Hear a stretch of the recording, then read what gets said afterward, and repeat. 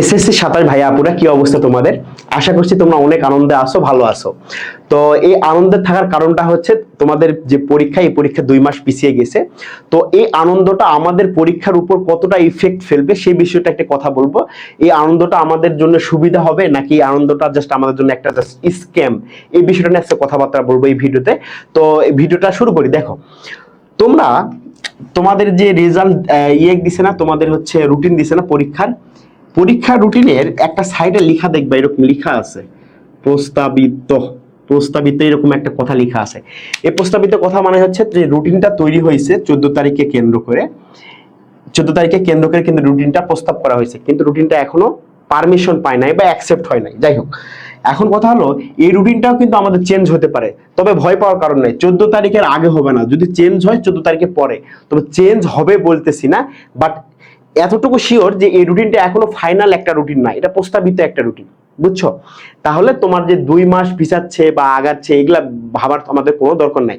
এখন কথা হচ্ছে আমরা যে 2 মাস এক্সট্রা পাইছি, এই 2 মান্থ এক্সট্রা পাই আমরা মহা আনন্দে আছে, কিন্তু এই মহান আনন্দে থাকার কোনো কারণ নেই।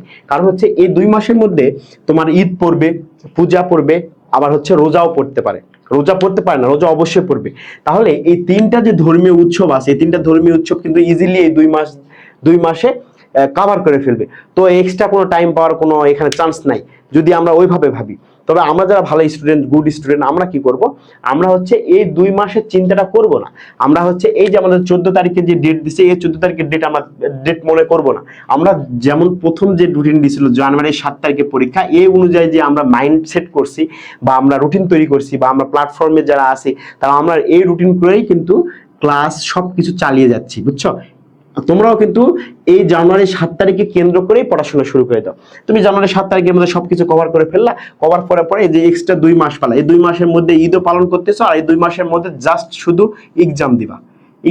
নিজে নিজে প্র্যাকটিস করবা, কারণ তখন নতুন কিছু পড়ার নাই। তুমি এখানে তোমার যে ধর্মীয় উৎসব আছে, সেই ধর্মীয় উৎসবে তুমি জাস্ট অংশগ্রহণ করতেছো বা কিছু টাইম দিচ্ছ, দেওয়ার পরে তুমি যেহেতু এক্সাম বেসে আসো, তো তোমার তো নতুন করে পড়ার কিছু না, জাস্ট তুমি রিভিশন দিচ্ছ আর এক্সাম দিচ্ছ, আর এক্সাম দিচ্ছ।